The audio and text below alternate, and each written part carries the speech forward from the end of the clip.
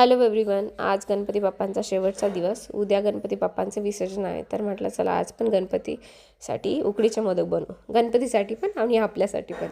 तर मी गरम पाणी आणि दुधामध्ये थोडंसं मीठ आणि तूप टाकून तांदळाचं पीठ वाफवून घेतलं आहे. आता हे तांदळाचे पीठ एकदम व्हाईट नाही दिसणार, ते डिपेंड करतं तुम्ही कोणते तांदूळ यूज करताय. आणि जर तुम्ही गिरणीमध्ये दळायला दिले तर ते तांदळाच्या पिठावरच दळले गेले पाहिजे, नाहीतर मग त्याचा कलर पण चेंज होतो. मोदकांना सारण म्हणून ओले नारळ फोडून त्यातले खोबरे बारीक करून घ्यायचे मिक्सरमध्ये.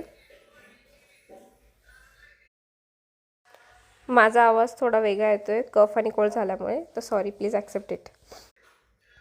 सारण बनवण्यासाठी कढईमध्ये थोडंसं तूप टाकून त्यात खोबरे थोडे परतून घ्यायचे आणि मग त्यातच गूळ टाकून ते चांगलं मिक्स करून छान सारण तयार करून घ्यायचं.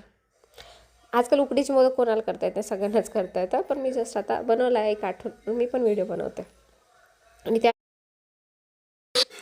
आणि त्यात बारीक केलेली वेलची पूड टाकून चांगलं मिक्स करून घेतलं.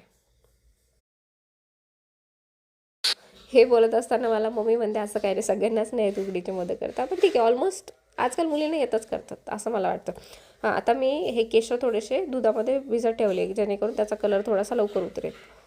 मोदकावरती आपण जेव्हा उकडायला टाकू तेव्हा ते आपण केशर आणि ते दूध थोडंसं त्याच्यावरती ठेवू, मग छान कलर पण येईल.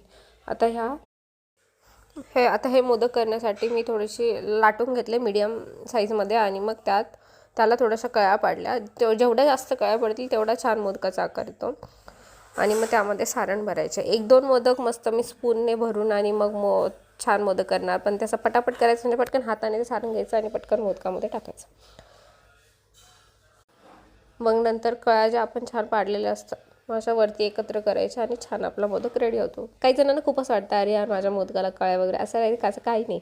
पटकन साईडने कळ्या मारायच्या आणि वरती त्या सगळ्या कळ्या एकत्र करून त्यांना छान दाबायचं आणि मग मस्त छान मोदक आपला रेडी होतो. त्यानंतर मोदक उकडायला ठेवायचे. मग मी एका जाळीदार ताटात ते मोदक ठेवणार आहे. आता हे मी थोड्या पाण्यातून काढून ठेवते. हे ॲक्च्युली मी आधी करायचं नाही, पण मी आता एका व्हिडिओमध्ये बघितलं. त्याने काय होतं, मोदक जास्त वेळ मऊ राहतात. आणि नंतर मग जे केशर मी ठेवले ते दुधामध्ये भिजत, ते केशर विथ दूध हे मी सगळं त्याच्यावरती. आणि आता आपले मोदक उकडायला ठेवले. ही पहिली बॅच मोदकाची. याच्यानंतर परत जे दुसरे मोदक ठेवले, असे साधारण 25 अंदाजे असे मोदक झाले होते. छान मोदक रेडी. बाप्पासुद्धा खुश, आपणसुद्धा खुश.